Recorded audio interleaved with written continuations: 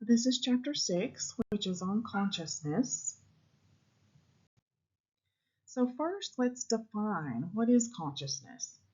Well, it is the awareness of one's surroundings and what is in one's mind at a given moment. For example, your sense of hearing allows you to be conscious of music playing. There are two levels of consciousness. The first is wakefulness, which is simply the degree to which you are awake or asleep.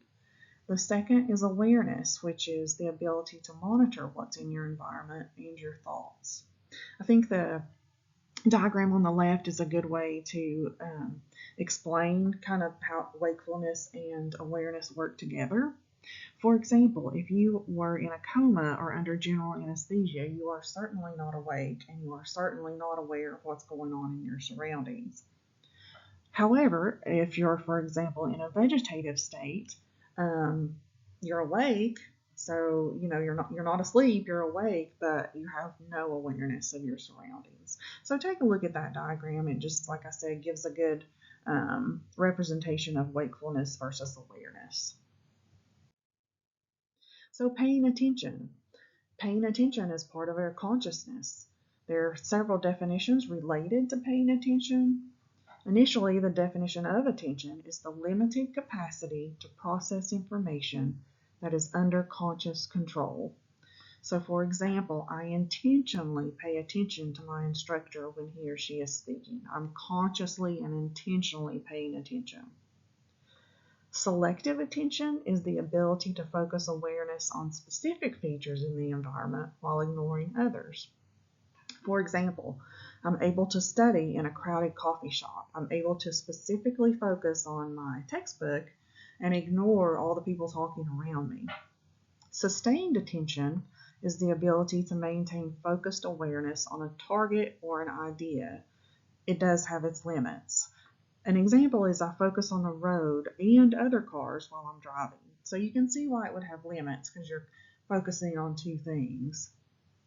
Shifting attention, which is also called multitasking, is rapidly switching attention from task to task. This disrupts sustained attention and has really found to be ineffective. I know a lot of us try and multitask every day in our current busy lives, but it's really not that effective. And an example is texting a friend while driving, trying to fully focus on two things. Meditation is another aspect of consciousness. There are two definitions of meditation. The first one is an individual who is thinking deeply, often in a spiritual context, we think of it as. Definition number 2, ironically, is also defined as suspending the thought process. In other words, to not think deeply, but to let go of the stresses of the world. Sleep is definitely a part of when we're conscious and unconscious. So there are many different functions to sleep. It can help your heart, it can help you mentally, it can help you consolidate memories. It does all sorts of things for you. So sleep is certainly an important thing. Just a few sleep disorders. Insomnia, as I'm sure you know, is just simply not being able to sleep. Narcolepsy. This individual can fall asleep suddenly at any time, which obviously can be very dangerous. And apnea. This individual will stop breathing for a period of time during sleep, which again obviously could be very dangerous. Dreams. As we think of sleep, we think of dreams, which are images, thoughts, and feelings experienced during sleep. I think a really popular question most of us ask is, why do we dream? Well, here's 3 theories as to why we dream. The psychoanalytic theory says each dream is an attempt to fulfill unacceptable desires or satisfy unconscious wishes. The biological theory says dreams really have no meaning. It's just a result of random brain activity while we're asleep. The cognitive theory says dreams aren't really that much different from everyday thinking. And of course, there are other theories, of why we dream, but those are just three of the primary ones. Hypnosis. Hypnosis is another state of altered consciousness.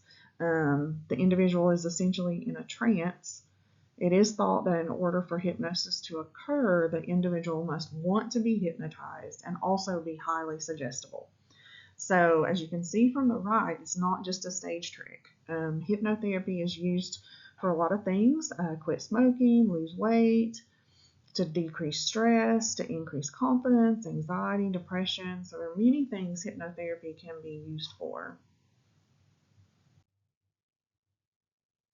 Another way to alter consciousness is through drugs. I'm not going to go through the whole chart here, but it's interesting to look at, especially if you're interested in this topic. It kind of goes through the type of drugs and the effect each one has on your body and how it might alter your consciousness. So definitely something to check out if you're interested in that topic. So we've gone through some basic definitions of ideas around consciousness, which are dreams and sleep, and how drugs alter consciousness, and a few other things. There's much more detail in your book as usual, so feel free to look at that and feel free to reach out with any questions. Thank you.